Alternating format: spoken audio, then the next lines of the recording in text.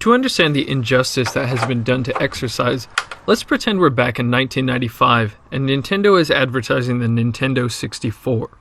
When marketing, they talk solely about the technical aspects of the machine and how it has a 93.7 MHz processor compared to the Super Nintendo's measly 3.56 MHz processor. The N64 flops, and the entire marketing team is fired since they failed to promote any relevant information, like the actual nature of the new games, or even that an entire D was added, making the games 3D instead of 2D. Of course, in reality, the Nintendo 64 did quite well. This hypothetical marketing strategy is just a parallel to the poor marketing strategy for exercise. The sales points of exercise up until now were that it's good for the heart and it will make you lose weight. First off, while these are good benefits, they're not nearly as compelling as the other benefits of exercise. Good for the heart is a vague notion that's encouraging only if you happen to be older and worried about a heart attack. Then, data is showing that exercise isn't even that effective for losing weight. A review of exercise intervention studies published in 2001 by Queen's University in Canada found that after 20 weeks, the amount of exercise energy expenditure had no correlation with weight loss. I'm not saying that exercise doesn't affect your body. The right kind of exercise increases muscle mass and improves your insulin sensitivity, setting you up to have a healthier body composition. However, if you begin exercising without managing other factors like diet, you may be very discouraged by poor weight loss results. Does exercise work? So here are studies of exercise. You can see when compared with no treatment, exercise resulted in very small weight loss across the board. Exercise does not cause weight loss. What does exercise do? It causes muscle gain. Muscle have mitochondria. Mitochondria burn energy. So exercise is the single best thing you can do for yourself. But if you think it's going to show up on the scale, think again. In a September 2016 issue of Time magazine, Dr. Mark Tarnopolsky said that if there were a drug that could do for human health everything that exercise can, it would likely be the most valuable pharmaceutical ever developed. To understand what makes exercise so great, we need to understand how it affects the brain. First off, what is the brain for? Some may say we have brains to think, to create art, and to come up with creative solutions to complex problems. But neuroscientist Daniel Wolpert argues that this is not the case. We have a brain for one reason and one reason only, and that's to produce adaptable and complex movements. There is no other reason to have a brain. To illustrate this, Daniel uses the example of a sea squirt. Early in its life, the sea squirt has a nervous system. It will use this nervous system to move around and find a suitable rock to attach itself to. Then it will spend the rest of its life there. At that point, movement is no longer a necessity for survival. So the very first thing that the sea squirt does is it digests its brain for energy. A more relatable example is the koala. The koala has adapted its digestive system to derive all the energy it needs from eucalyptus leaves. It really doesn't need to move around that much, as it can just sit in a eucalyptus tree, eat, and watch the world go by. Earlier in the koala's evolution, though, it used to have a much bigger brain. However, once its diet became less diverse and required less movement to survive, its brain shrunk. Less movement meant less brain was necessary. From an evolutionary perspective, it's the same as not wasting your money on a $4,000 laptop if all you need to do is run some simple software like your web browser and email client. What research on exercise is suggesting, and a better understanding of neurochemical mechanisms is proving, is that there is a very powerful connection between the brain and movement. A big brain is necessary to facilitate complex movements, and executing such movements and getting your heart rate up bolsters your brain power. Exercise has been shown to help people learn much more efficiently, better deal with stress, and drastically reduce anxiety. It improves mood to the point of lifting people out of depression, and it strengthens focus to the point that some ADHD patients elect to throw out their prescriptions. And that's not even the full list. The California Department of Education has consistently shown that students with higher fitness scores have higher test scores. Former President Ma of Taiwan increased the occurrence of physical education in schools nationwide from twice a week to 3 times a week for this reason. The Minister of Education, Science and Technology in South Korea extended the school day by 1 hour to add more time for PE and sports. This decision was made after reading Dr. John Ratey's book Spark, which is all about the brain benefits of exercising. The reason the Taiwanese and South Korean school systems don't just have students study for another hour is because exercise actually primes the brain to learn faster.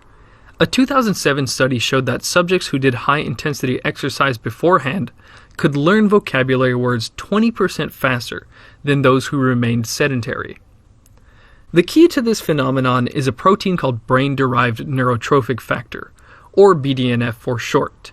In order to learn something, the brain actually needs to grow and modify its cellular infrastructure to allow neurons to fire more easily. Researchers found that if they sprinkled BDNF onto neurons in a petri dish, the cells automatically sprouted new branches, producing the same structural growth required for learning. This impressive result had John Ratey nickname BDNF the miracle grow for the brain. BDNF improves the function of neurons, encourages their growth, and strengthens and protects them against the natural process of cell death.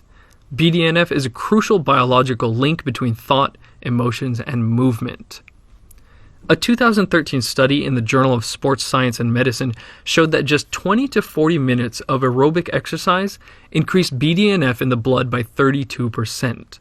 Rather than stocking up on coffee before you sit down to study, you might want to try jogging around the block instead. One way to understand why exercise would trigger your brain to initiate learning mode like this is to think of your body as the world's most intricate if-then system. Your body has triggers for almost every physiological process. For example, if cold, then shiver. If hot, then sweat. Most of your body's physiological expressions can't be induced just by force of will. Certain triggers must be present. Alexa, increase my testosterone by 50%. I'm sorry, Dave. I'm afraid I can't do that. By understanding which physiological triggers influence which physiological expressions, we can start getting our brains to do what we want. The reason exercise is a key trigger for all kinds of positive effects in the brain, particularly learning, is because movement signals to the brain that something important is happening. Maybe not in modern times, but originally, when we were moving, it was for the sake of survival. You move to escape a predator, to forage for food, to hunt, etc. While moving, it's in your best interest to learn the lay of the land so you don't get lost and can locate forageable food again. You had better remember how an attacking animal moves and what path was most efficient to escape so you can prevent yourself from becoming a carcass next time. When you're loafing around, you're not convincing your brain that learning is necessary. From your brain's perspective, being sedentary means you're safe, nothing important is happening, and it's time to rest. When you think of Arnold Schwarzenegger, you might not associate him with intelligence. You might say he talks funny and that his success only comes from him being a novelty when muscle-bound guys were rare. However, no matter how much attention your arms get you, you'll need a lot of motivation, learning capacity, and focus to become a bodybuilder, businessman, actor, investor, and politician. By the way, it wasn't his physique that made him rich. He became a millionaire through real estate even before he began acting. Oh, and all this while he was speaking in his second language. There's a good chance that Arnold can thank his fitness for such an impressive display of focus and motivation. We owe our motivations and entire will to live to the brain's reward center. With almost any activity we choose to do, we do it because we expect some sort of reward. We strive for success in life because we expect the reward of fulfillment. We eat candy for the rewarding taste. And we do taxes for the reward of not getting audited by the IRS. Without reward, our brains don't have much reason to do anything. An anti-obesity drug called rimonabant was a tragic example of this.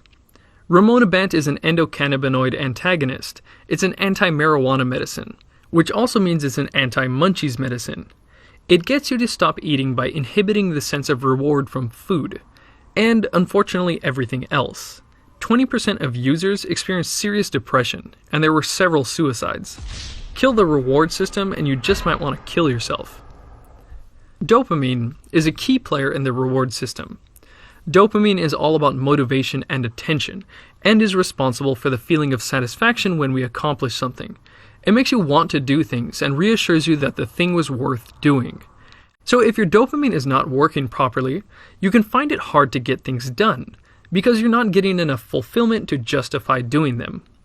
One of the ways the ADHD drug Adderall works is by mimicking the action of dopamine in the reward center of the brain. Adderall users can get so focused on mundane tasks and blast through their to-do lists because everything becomes interesting. But you don't have to go to the pharmacy to get your reward center going. Studies show that exercise boosts motivation by increasing dopamine storage and triggering the creation of dopamine receptors in the reward center. Exercise won't have you staying up all night in a studying frenzy like Adderall, but it will give you more willpower and focus to do those little things that don't usually feel rewarding. Aside from its positive effects on dopamine, exercise also elevates levels of norepinephrine and serotonin. When these three neurotransmitters are in deficit, people become depressed. In a 1999 study, James Blumenthal compared exercise to the antidepressant Zoloft in a 16-week trial. They found that just 30 minutes of jogging 3 times a week was just as effective as Zoloft. But that's only looking at depression. A 2006 study of over 19,000 Dutch twins and their families showed that exercisers were less depressed, less anxious, more socially outgoing, and less neurotic. I guess it wasn't hyperbole when Dr. Mark Tarnopolsky said that if exercise were a drug, it would be the most valuable one ever developed. The last point about exercise and the brain has to do with stress. Let's take a look at the original stress scenario. You're chilling out, eating berries or whatever, and then you see a tiger advancing towards you. Your fight or flight response switches on, the pituitary gland secretes adrenocorticotropic hormone, cortisol is released, your heart rate shoots up, your digestion turns off, and you really start moving. You will exert an immense amount of effort. After a couple minutes you will come to rest, then your physiological processes will calm down, and your cortisol will quickly drop and stay down for the rest of the day. This is another example of the body's if-then sequencing. If see tiger, then jack up cortisol. After that, it becomes if you have exerted sufficient effort, then lower cortisol levels. Unfortunately for most people, they activate the first part of this a lot, but they don't activate the second part. Which means for most of the day, you're sitting around with a bunch of cortisol in your system. We've heard that stress makes you fat, and indeed it does. Research shows that cortisol specifically increases the accumulation of visceral fat, which is linked to cardiovascular disease and metabolic syndrome. But there's a much more important area affected by stress. Brain imaging has shown that people with frequently high cortisol levels degrade their brain tissue much faster than normal. As cortisol rises, electrical signals in your hippocampus deteriorate. The hippocampus is associated with learning, memories, and of course, stress control. However, by exercising in the morning, you can dial down your cortisol levels and keep them down the rest of the day. Frequent exercise allows your body to become much better at reacting to stress. Now, I mentioned that exercise is as good as medication for treating some issues, but exercise isn't just for correcting health. Even if you are confident that you feel great, have good focus, and are happy with your ability to learn new things, you could still improve all of these areas. If you've replaced, say, your headphones recently, you probably were satisfied with the ones you had, until you tried better ones and thought, whoa, I could have been hearing in high quality this whole time. Then those new headphones become your new standard. If you later put on your old headphones, you think, God, these sound like crap. Starting an exercise routine feels like putting on those new headphones. When someone mentions they don't have time for 20 minutes of exercise in the morning, it reminds me of one of my favorite Brian Regan skits about eyeglasses. How can instantly improved vision not be at the top of your to-do list? I'll see tomorrow. I don't have time to see clearly. No, I don't. Sometime about 2 years ago, I was dissatisfied with my productivity and thought I had a touch of ADHD, so I got a prescription for modafinil. Modafinil has been compared to the magical productivity pill NZT in the movie Limitless. Some users said colors looked brighter, and they instantly felt switched on. For me, not so much. There was never a particularly striking contrast in how I felt on modafinil. Just at some point during the day, I would look back and think, wow, I really got a lot done today. I stopped taking modafinil after just a few weeks of trying it, as I didn't like the idea of relying on something for productivity. Now that I've finally made a habit of consistently exercising first thing every morning, I have a lot of those moments where I look back and say, wow, I really got a lot done. But anytime I skip the exercise, I feel like I've put my shitty old headphones back on.